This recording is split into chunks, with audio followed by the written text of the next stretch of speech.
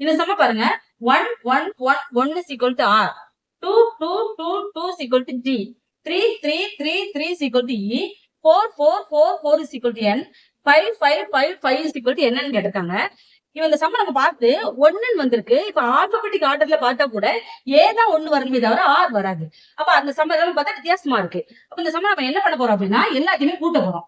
1 plus 4 1ன்னா 4 வருது. அப்போ FOUR. இந்த 4ல உள்ள R தான் இங்க கொடுத்துருக்காங்க. அதே மாதிரி இதை செக் பண்ணி பார்ப்போம். செக் பண்ணா 2 plus 2 4, 4 plus 2 6, 6 plus 2 8, 8ல கடைசி letter T, 3 plus 3 6, 6 plus 3 9, 9 plus 3 12, 12னா கடைசி letter E, 4 plus 4 8, 8 plus 4 12, 12 plus 4 16, 16 ஓட கடைசி லெட்டர் N. அப்ப இதுல என்ன வரும்?